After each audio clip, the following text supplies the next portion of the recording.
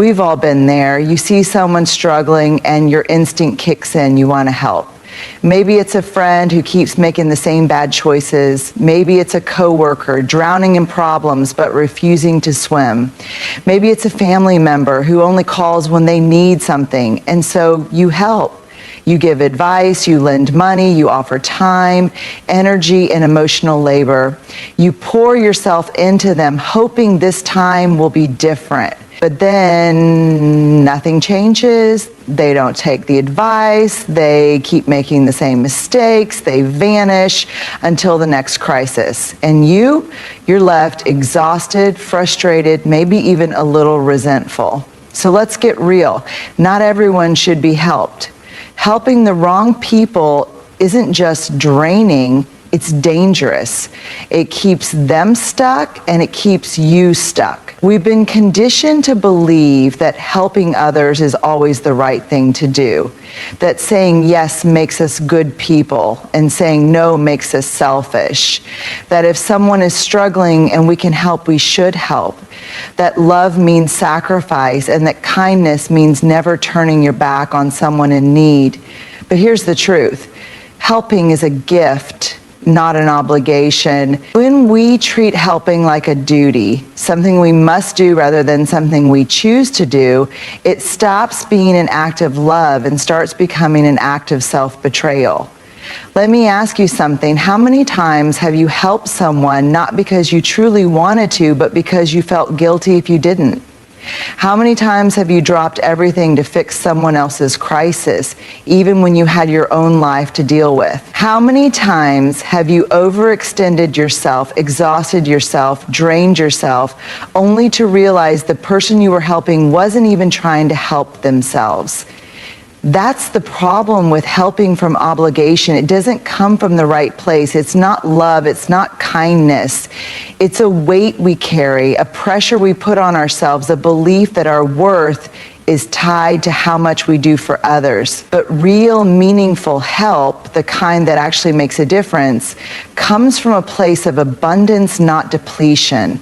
It comes when we are able to give, not when we feel forced to. Imagine this. You're carrying two buckets, one full, one empty. The full one represents you when you're rested, when you have energy, when you're in a place where giving feels natural. The empty one, that's you when you're drained, when you've given too much, when you have nothing left. If you try to help from an empty bucket, what do you have to offer? Nothing. And yet so many of us keep trying to pour from that empty space, believing we can keep giving without ever refilling ourselves. Here's the thing. When helping becomes an obligation, it loses its meaning. It becomes transactional, it breeds resentment, and over time it turns into a pattern where people come to expect your help, not appreciate it. Helping is powerful, it's transformative, it's one of the greatest expressions of love in humanity, but it should never come at the expense of yourself. So the next time you feel that familiar tug, that guilt, that pressure to say yes when you really want to say no, pause, ask yourself, am I helping because I want to or because I feel obligated to? Will this person actually use my help to improve, or is this just another cycle? Do I have the energy to give, or will this leave me drained? Because helping should feel like a choice, not a burden. And when you start helping from a place of true generosity instead of duty, you'll realize something powerful. The right people will appreciate it, and the wrong people will stop expecting it. For a long time, I thought having boundaries meant I was pushing people away, that saying no meant I was being selfish, that limiting how much of myself I gave to others was somehow unkind. I believed that love meant being available, that friendship meant always showing up, that being a good person meant saying yes, even when it cost me my peace. But here's what I learned. Boundaries are not barriers. A barrier is something that blocks. It says keep out. It's built from fear, from avoidance, from the belief that if you shut people out, you won't get hurt. But a boundary is different. A boundary doesn't say stay away from me. A boundary says this is how you can be close to me in a way that is healthy, respectful, and sustainable. A boundary isn't about cutting people off. It's about keeping the right people in and keeping relationships functional. Because let's be real, when you don't set boundaries, you end up building resentment. How many times have you agreed to something you didn't want to do just to keep the peace? How many times have you answered that late night call even when you were exhausted? How many times have you bent over backward to help someone only to feel unappreciated and taken for granted? That's what happens when we fail to set boundaries. We think we're being kind, but really we're just teaching people that our needs don't matter. Boundaries are not selfish. They are necessary. Think about it this way. If you owned a house, you wouldn't leave your doors wide open for anyone to walk in, right? You'd have a lock. You decide who gets a key. You'd control who has access to your space because your home is valuable and not everyone deserves unrestricted entry. Your emotional and mental well-being are the same. If you let just anyone in, people who take advantage, people who drain you, people who don't respect you, you'll find yourself exhausted, overwhelmed, and resentful. But when you set boundaries, you are telling the world, I know my worth, I know what I can and cannot give, and I will not apologize for protecting my peace. And here's the beautiful part. The right people will respect your boundaries. They will understand that your no doesn't mean I don't care about you. It means I care about myself too.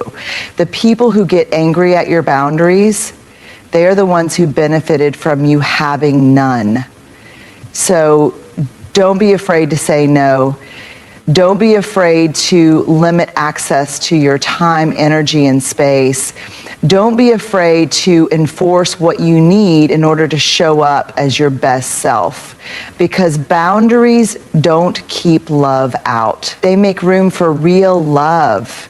The kind that honors who you are rather than just what you can give. Some people don't want advice. They don't want guidance. They don't want solutions. What they really want is a host, someone to accommodate them, to cater to their needs, to make their problems feel comfortable without requiring them to change.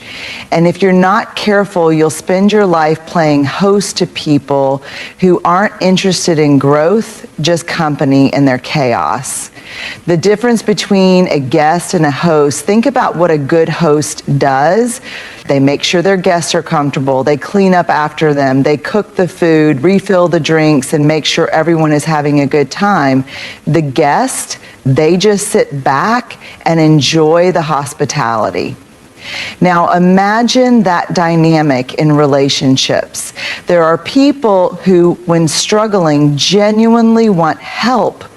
They ask for guidance and use it to change their situation. But there are others, ones who keep coming back with the same problems, the same crises, the same drama, who aren't looking for a way out. They're looking for someone to host their dysfunction. They don't want solutions. They want a listening ear so they can vent endlessly. They don't want accountability. They want comfort without responsibility. They don't want to do the work. They want you to carry the weight for them. And if you're someone who has a big heart, who genuinely wants to help people, you can fall into this trap over and over again, believing that if you just support them enough, if you just hold space for them long enough, they'll finally take action. But they won't, because they were never looking for a way out. They were looking for a place to settle in. How to spot the people who want hosts, not help. So how do you know if someone actually wants to be helped or if they just want a host? They never take action. They come to you with the same problem time after time, but never follow through on any advice or solutions. They nod, agree, and say they'll change, but nothing changes. They resist accountability. The moment you challenge them or suggest they take responsibility for their situation, they get defensive. They'd rather blame their circumstances, their past, other people, anyone but themselves. They make you their emotional dumping ground. Every time you talk, it's crisis mode.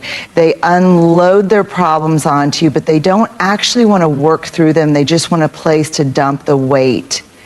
They disappear when they don't need you. When everything is fine, they're nowhere to be found. But the moment they're in distress, suddenly they're blowing up your phone, expecting you to drop everything for them. They don't respect your energy or time. They will call you at all hours, expect immediate responses, and act as if their problems should be your top priority, without ever considering what you might be going through. Why hosting people's problems hurts you and them. Here's the thing, when you keep hosting someone's dysfunction, you're not actually helping them, you're keeping them stuck. Every time you listen to their endless complaints without challenging them to grow, you reinforce their victim mindset. Every time you offer support without requiring accountability, you teach them that their actions don't have consequences. Every time you cushion their mistakes, you prevent them from learning the lessons they need to learn. And for you burn out. You carry a weight that was never yours to carry. You spend your energy on people who don't value it, who don't use it wisely, who don't change because they don't want to change how to step out of the host role. So what do? How do you stop being a host and start truly helping the people who are ready for it? Recognize the pattern, pay attention to the people in your life who always need help but never seem to make progress. If their problems are on repeat, it's a sign they don't actually want a solution. Stop making their comfort your responsibility. You are not their therapist. You are not their savior. You are not their emotional sponge. You can care about someone without carrying their burdens for them. Shift from enabling to empowering. Instead of offering endless support, ask questions that push them toward action. What are you going to do about this? What's your next step? If they resist accountability, they weren't looking for help. They were looking for a host. Be okay with walking away. You are not obligated to keep showing up for people who refuse to show up for themselves. The best thing you can do for them and for yourself is to step back and let them figure it out on their own. Because here's the truth. Real help leads to growth. Hosting leads to dependency, and you deserve to invest your time, energy, and love into people who actually want to rise. You see someone struggling. Maybe it's a friend who keeps making bad choices, a family member who's always in crisis, or a coworker who's constantly overwhelmed. They're drowning, and your instinct kicks in. You want to help. You want to save them. You want to pull them out of the mess they've gotten themselves into. And so you do. You lend them money when they blow their paycheck. You cover for them when they miss another deadline. You bail them out when they make another reckless decision. You swoop in time and time again thinking this time will be different, but it's not. Because the moment you fix one problem, another appears. The moment you help them back on their feet, they fall again. And slowly you start to realize you're not helping them, you're enabling them. Why rescue missions backfire? Here's the hard truth. When you constantly save someone, you teach them they don't have to save themselves. Think about it. If every time someone makes a bad decision, you step in and fix it, what motivation do they have to change? If they know you'll always be there with a safety net, why would they ever learn how to stand on their own? Rescue missions create repeat offenders, people who keep making the same mistakes because they never have to face the full consequences of their actions. And the worst part, They start to expect it. At first, they're grateful, they thank you, they promise to do better, they swear they've learned their lesson. But over time, the gratitude fades and the entitlement grows. Suddenly, your help isn't a favor, it's a requirement. They don't ask anymore, they assume. They don't feel guilty, they feel entitled. They don't see it as help, they see it as your responsibility. And before you know it, your role in their life isn't that of a friend, sibling, or coworker. You become their savior, and that is a dangerous place to be. The toll of constantly rescuing others. Let's be real. Playing the hero is exhausting. It drains you emotionally, mentally, sometimes even financially. You sacrifice your time, your energy, your peace, trying to hold someone together who refuses to hold themselves accountable. And the worst part, it doesn't work. No matter how many times you help, the cycle continues. Because the real issue isn't their bad luck or unfortunate circumstances, it's their mindset. You can pull someone out of the water, but if they refuse to learn how to swim, they'll just end up back in the same place. And you'll keep jumping in over and over until you're drowning too. Signs you're stuck in a rescue cycle.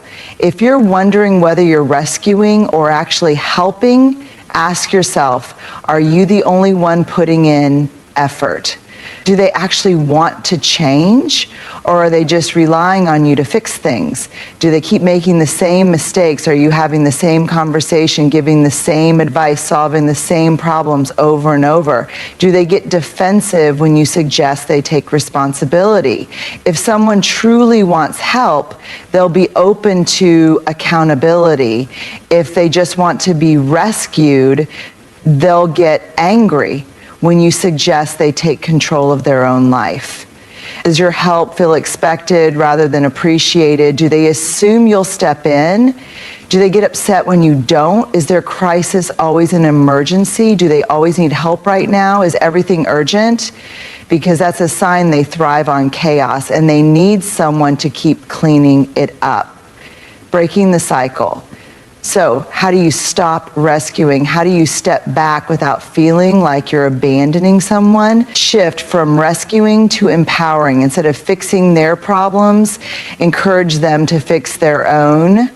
Offer guidance, not a safety net. Ask what's your plan instead of just solving it for them. Let them face consequences. It's hard to watch someone struggle, but sometimes the only way they'll learn is by feeling the full impact of their choices. If you keep cushioning the fall, they'll never learn how to stand. Set boundaries. You are not responsible for their life. You can care about them without carrying their burdens. Learn to say, I love you, but I can't keep doing this for you. Be okay with their reaction. They might get mad, they might guilt trip you, they might even try to make you feel like a bad person. That's not a reflection of you. That's a reflection of how much they've come to rely on you instead of themselves. Ask yourself, would I want someone helping me this way? If the answer is no, if you know deep down that constant rescuing is preventing their growth, then it's time to step back. The hardest and most loving thing you can do. It's easy to believe that love means rescuing, that being a good friend, a good partner, a good family member means always being there, always stepping in, always saving the day. But the truth, real love doesn't save people from their lessons, it lets them learn. Real love says, I believe in you enough to let you struggle because I know you are capable of figuring this out. Real love says, I won't abandon you, but I won't enable you either. Real love says, I am here to support you, but I will not carry what is yours to carry. We like to believe that truth is always welcome, that people want honesty, that if we just speak from the heart, If we're kind, if we're patient, if we explain things the right way, people will listen. But here's the hard reality. Not everyone is ready for the truth. Truth is a mirror, and not everyone is prepared to see their own reflection. It challenges the way people see themselves, the way they justify their choices, the way they make sense of their world. And for some, that's too much. So what happens when you try to offer truth to someone who isn't ready? They reject it, they get defensive, they argue, they twist your words, they make you the problem so they don't have to face the real one. Because let's be honest, denial is easier than change. The weight of truth is heavy. It comes with responsibility. When you truly hear it, you can't unhear it. And that means you have to do something with it. If someone isn't ready to face the truth, they won't process it as wisdom. They'll process it as an attack. Tell someone they're self-sabotaging and they'll say, you're being judgmental. Tell someone their relationship is toxic and they'll say, you don't understand. Tell someone they need to take responsibility and they'll say, you're being harsh. Because for some people, the truth isn't helpful, it's threatening. Why some people aren't ready, so why do some people resist truth so much? Why do they push it away even when it's meant to help them? The truth disrupts comfort. People build their lives around what feels familiar, even if it's unhealthy. The truth challenges that. It forces them to look at things they've been avoiding, and for many, that's terrifying. The truth requires change. The moment someone truly accepts the truth, they have to make a decision. Stay the same or do the hard work of change. And let's be honest, change is uncomfortable. Growth is painful. Many would rather stay in their dysfunction than face the discomfort of fixing it. The truth exposes accountability. It's easier to blame circumstances, other people, bad luck, anything but ourselves. But the truth forces us to take responsibility. And for those who aren't ready, it's easier to reject the truth than to own their role in their struggles. The truth hurts. At first, the truth, when we're not ready for it, can feel like a punch to the gut. It exposes blind spots, forces self-reflection, and can make us feel like we've been living a lie. It's easier to shut it down than to sit with that discomfort. How to handle people who aren't ready for the truth.